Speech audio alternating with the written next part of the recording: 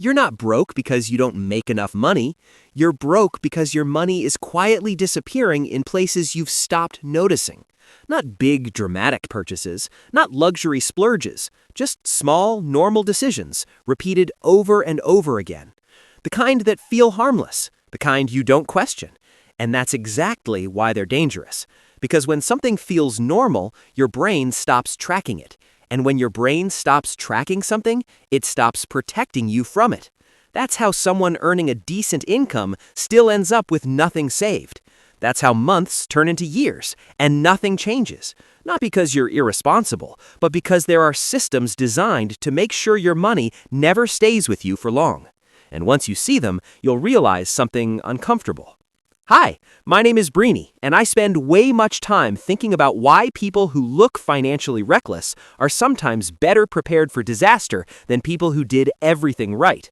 If you've ever felt vaguely unsettled about how dependent your entire financial life is on one company, subscribe and hit "You were never really in control of your spending to begin with."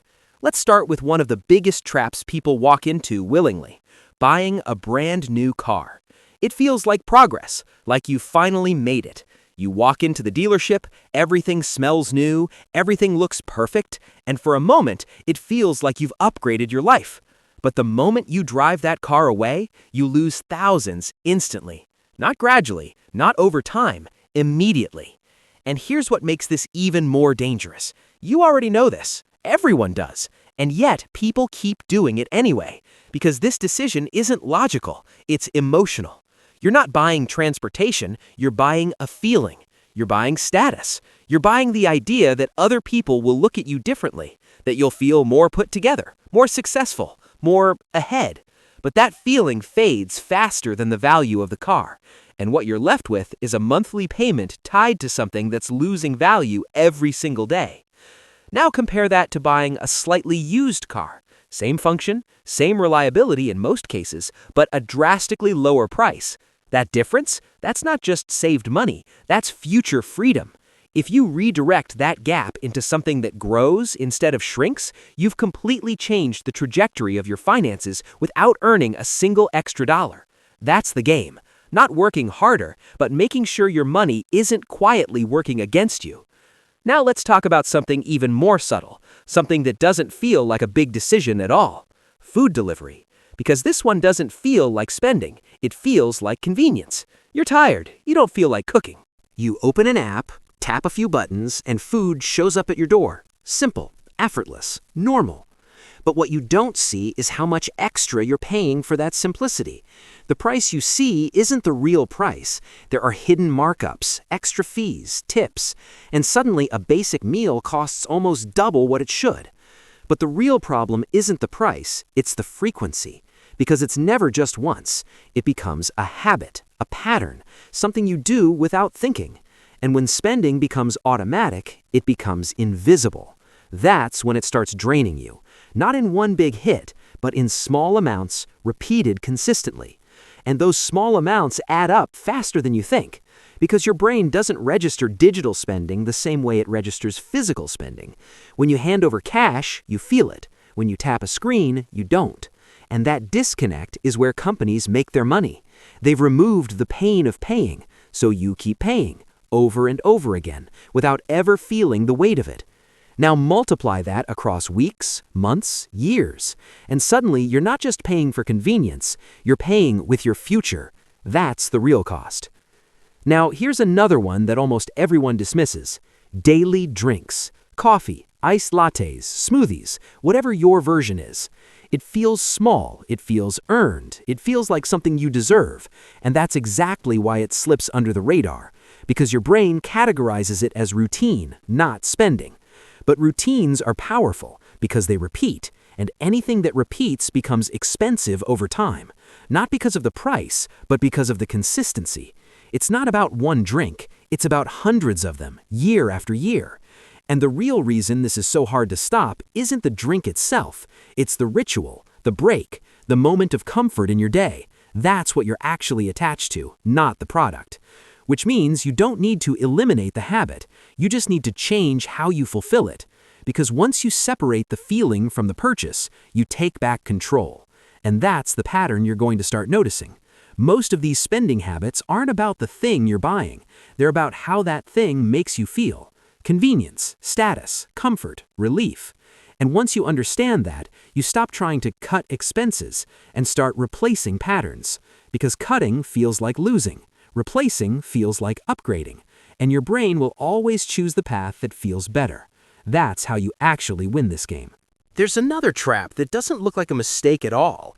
In fact, it looks like you're doing something good. Buying clothes. Not luxury designer stuff, just normal clothes. A shirt here, a jacket there, something for an event, something because it was on sale. Individually, none of it feels like a problem. But when you zoom out, you start to notice something strange. You keep buying clothes, but you keep wearing the same few outfits. Everything else just sits there, unused, unnecessary, and slowly forgotten. That's not bad luck. That's how your brain works. You don't buy clothes for the life you actually live. You buy them for a version of yourself you imagine becoming. More social, more put together, more consistent. But that version rarely shows up. And when it doesn't, those clothes turn into wasted money hanging in your closet. What makes this even worse is that the excitement peaks before you even wear it, right when you buy it. That's when it feels the best. After that, the feeling drops. Fast, which is why you keep chasing that same feeling again with the next purchase. Not because you need more clothes, but because you're chasing the moment of buying them. And once you see that, everything changes. Because now you realize you don't have a clothing problem, you have a pattern problem. And patterns can be redesigned. Instead of constantly adding more, you reduce your options. You simplify. You build a small set of things you actually wear, things that fit your real life, not your imagined one. Because the goal isn't to have more choices, it's to make better ones without thinking. That's how you stop wasting money without feeling restricted. Now let's move into something even more subtle, something that feels like staying up to date, upgrading your phone. Every year, or every couple of years, even when your current one works perfectly fine. You don't really need it, but it feels like you do, because the moment a new version comes out, your current one suddenly feels older, slower, outdated, even if nothing has actually changed. And that feeling, that's not accidental, it's engineered. You're being pushed to compare, to notice what's new, to feel like you're missing out. But the truth most people ignore, your phone is already capable of doing almost everything you need. Messages, calls, apps, photos, all of it works. The upgrades are incremental, but the cost is not. And then comes the extra layer, the just-in-case purchases, extended warranties, protection plans, insurance you probably won't use. It feels responsible, like you're being careful, but in reality, you're paying for peace of mind that statistically rarely pays off, because the fear of something going wrong feels bigger than the cost of preventing it, even when the numbers don't support that decision. So you pay more to avoid a situation that might never happen, and companies profit from that fear every single time. If you step back and look at it logically, keeping your phone longer, fixing small issues when they come up, and skipping unnecessary add-ons saves you more than you realize. But logic isn't what drives these decisions. Emotion does. And until you see that clearly, you'll keep upgrading things that never needed replacing. Now, let's talk about something that happens every single week. Groceries. This one feels controlled, planned, responsible, but it's one of the easiest places to lose money without noticing, because the difference isn't in what you buy, it's in how you buy it. Brand names, familiar packaging, things you've seen 100 times. You reach for them automatically, not because they're better, but because they feel safer, recognizable, trusted, even when there's no real difference. And then there's everything you didn't plan to buy. Snacks, extras, things that just look good in the moment. You walk in with a list and walk out with more than what you needed. Not because you lack discipline, but because the environment is designed that way. Every aisle is built to slow you down, to distract you, to make you pick things you didn't come for. And the longer you stay, the more you spend. That's not random, that's strategy. Because your brain isn't shopping for the week, it's reacting to what's in front of it right now. And that's where most of the extra spending happens. Not on essentials, but on impulses, small additions, things that feel insignificant individually, but add up quickly over time. Now imagine removing that environment completely, shopping with a list, or better yet, ordering online, where there are no aisles, no distractions, no impulse triggers, just decisions, clean, intentional, controlled. That one shift alone can change how much you spend every month, not because you're trying harder, but because you've removed the thing that was working against you. And that's the pattern again. You don't fix spending by relying on discipline. You fix it by changing the system around you. Because when the system changes, your behavior follows automatically. And that's what most people miss. They try to fight their habits instead of redesigning them. But once you start doing that, everything begins to shift. And now we're about to get into the category that hides in plain sight, the small, random purchases that feel too tiny to matter, but happen so often that they quietly drain you over time. And this is where things start to add up faster than you expect. There's a category of spending that almost nobody tracks, not because it's hidden, but because it feels too small to matter. A candle, a decorative item, something seasonal, something that makes your space feel nicer. It doesn't feel like spending, it feels like improving your environment, and that's why it slips through unnoticed. You're not thinking about the total, you're thinking about the moment, how it looks, how it feels, how it fits the season, and for a brief second, it feels worth it. But then the season passes, the excitement fades, and that item becomes just another object you don't really use. Now multiply that across an entire year, different seasons, different moods, different small purchases. None of them feel expensive on their own, but together, they create a steady leak, one that never triggers alarm bells in your mind, because your brain isn't wired to track scattered losses, it's wired to react to big ones. So as long as the spending stays small and frequent, it stays invisible. And that's exactly how it keeps happening.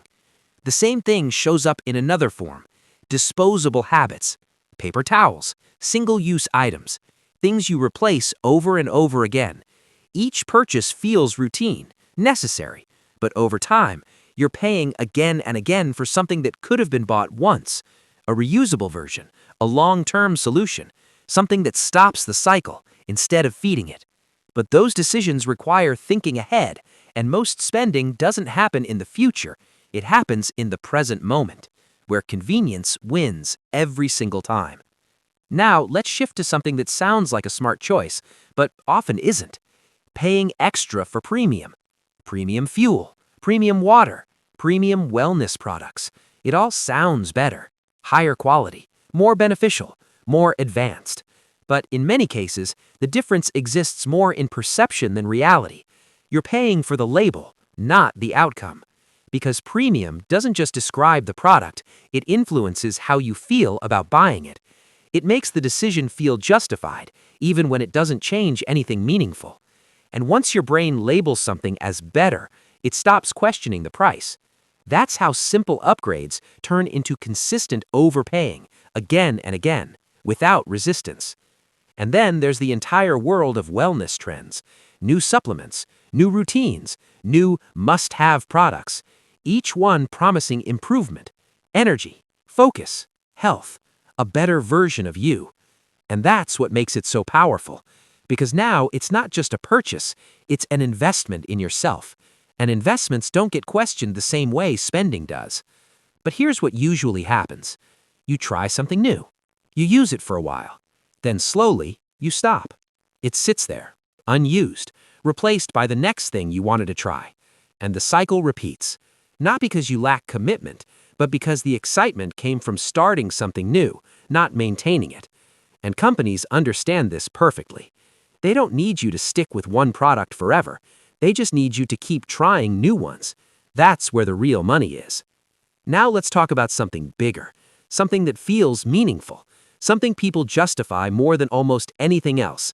Vacations, experiences, trips. This is where spending gets emotional, because now it's not just about money, it's about memories, and nobody wants to feel like they're limiting their life, so they spend more, upgrade more, stretch their budget further than they should because it feels worth it. And in the moment, it often does. But here's the part most people don't think about. The memory doesn't store the full experience. It stores moments, highlights, endings, not the total cost, not the difference between good and slightly better, which means a simpler trip, a shorter trip, or a less expensive version of the same experience often creates nearly the same long-term memory, but at a fraction of the cost. Your brain doesn't replay the price, your bank account does. And then there's another layer, social sharing, photos, posting. Now your decisions aren't just based on how something feels, but how it looks, how it will be perceived, how it will be remembered by others. And that pushes spending even higher, because now you're not just buying an experience, you're buying a version of it that looks impressive, and that version is always more expensive. But here's the truth.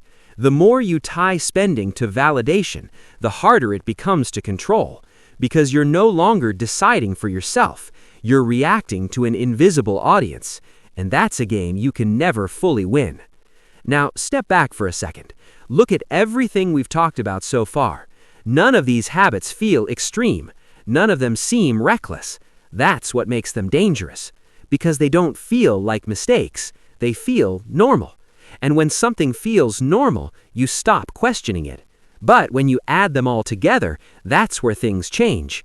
Because now you're not looking at one small decision, you're looking at a pattern, a system of small leaks running continuously in the background of your life, each one taking a little, none of them noticeable on their own, but together they create a gap between what you earn and what you actually keep.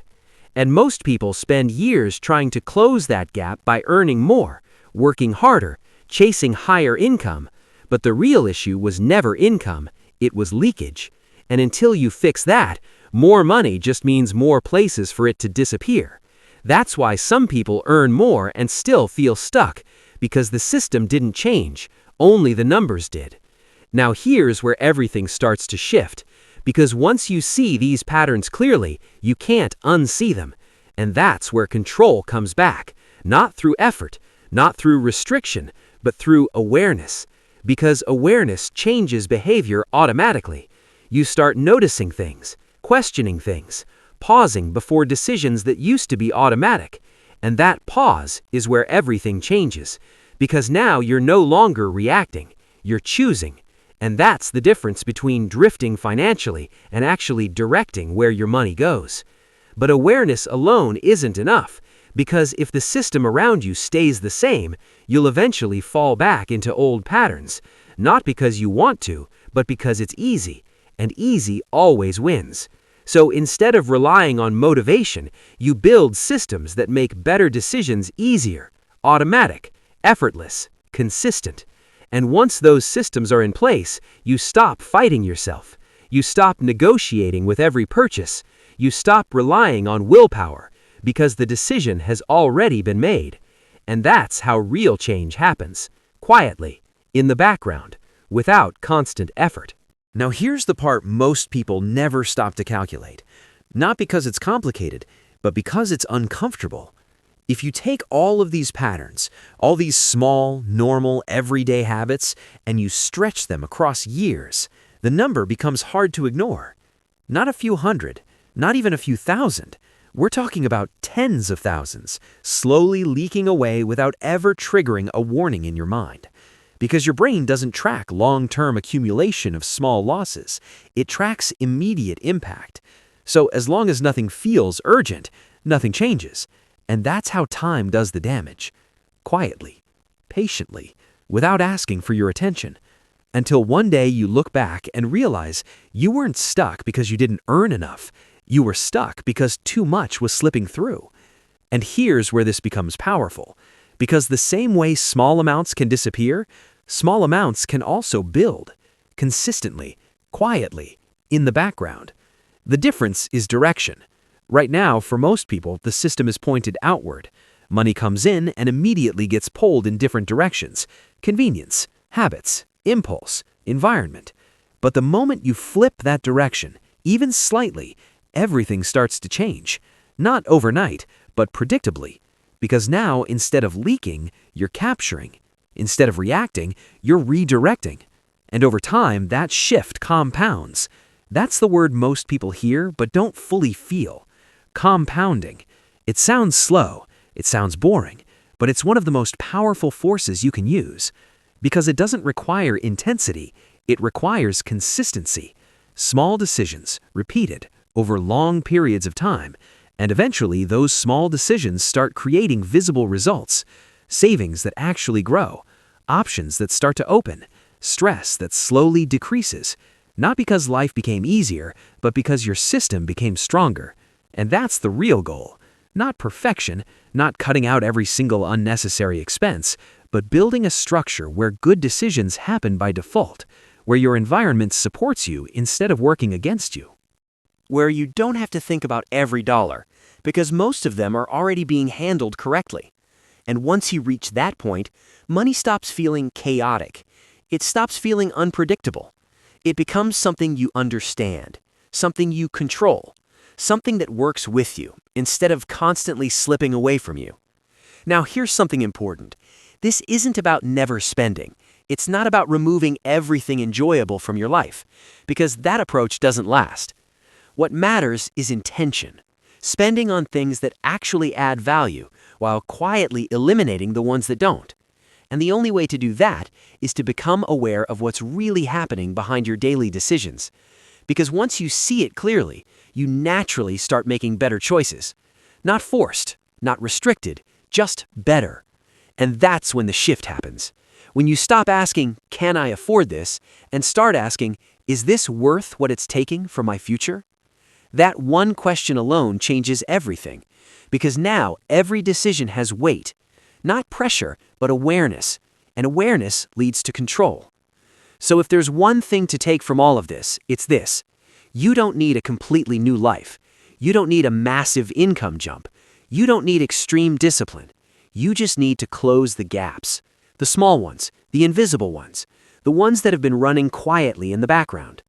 Because once you do that, you're no longer chasing money, you're keeping it. And that's when progress finally becomes visible. That's when things start moving in your favor. And that's when your future stops feeling uncertain and starts feeling built. Now here's what I want you to do. Not everything at once, not a complete overhaul, just one thing. Pick one pattern you recognized while listening to this, one habit that stood out, and change it. That's it. Because one change leads to another, and another, and before you realize it, you've redesigned the way your money moves without ever forcing it. If this made you look at your spending differently, then you're already ahead of where you were before. And that's how it starts. Not with perfection, but with awareness. And if you want to go deeper into how your mind influences every financial decision you make, then stay connected. Because once you understand the psychology behind it, you stop fighting your habits and start using them to your advantage. And that's where real control begins. And here's where it gets even more interesting. Because once you start noticing these patterns, you'll realize something slightly uncomfortable. A lot of your spending isn't actually about the thing you're buying. It's about avoiding something. Boredom, stress, decision fatigue. That moment in the evening when you don't want to think anymore. That's when most unnecessary spending happens. Not when you're focused, not when you're intentional, but when you're tired. Because in that state, your brain looks for the easiest way to feel better, and spending becomes that shortcut. It's fast, it's effortless, it gives you a small hit of relief, and in that moment, that's enough. But the problem is, relief doesn't last, so the behavior repeats, again and again. And slowly, it turns into a loop. Feel discomfort, spend, feel temporary relief, repeat. And the longer that loop runs, the more normal it feels, until it becomes your default response. That's why this isn't just about money, it's about awareness of your triggers. Because once you see what leads to the behavior, you can interrupt it. Not perfectly, but consistently. And consistency is what matters. Now think about this. If most of your unnecessary spending happens when you're tired, then trying to rely on discipline in those moments won't work. Because discipline is lowest exactly when you need it most. So instead of trying to be stronger in those moments, you remove the decision entirely. You prepare earlier, when your mind is clear, when your energy is high. That's when you set things up. Food ready before you're hungry. Spending limits before you feel impulsive. Systems in place before you need them. Because once the moment arrives, it's too late to rely on willpower. The decision has already been influenced. That's why preparation beats discipline every time. Now, let's zoom out one more time, because there's a bigger pattern behind everything we've talked about. Your brain is constantly balancing two things, what feels good now and what's good for you later. And by default, it prioritizes now, not because you're careless, but because that's how it's wired. Immediate rewards feel stronger, more real, more urgent. Future benefits feel distant, abstract, easy to ignore. So unless you consciously design around that, you'll always lean towards short-term decisions, even when you know better. That's why knowledge alone doesn't change behavior. You can understand everything and still make the same choices, because understanding doesn't remove the pull of the present moment. Only structure does. Only systems do, because systems reduce the number of decisions you have to make in real time. And fewer decisions means fewer chances to go off track. That's the advantage. Not perfection, just fewer opportunities to slip. And over time, that creates stability. Now imagine your financial life like a set of pipes. Money flows in, and then it flows out. Right now, for most people, those pipes have leaks everywhere. Small ones, hidden ones, ones that don't seem urgent, but they're constant. So no matter how much water you pour in, it never fills up. It just keeps leaking out. Now most people try to solve this by increasing the flow, earning more, working more, pushing harder. But if the leaks are still there, nothing really changes. You just have more water escaping. The real solution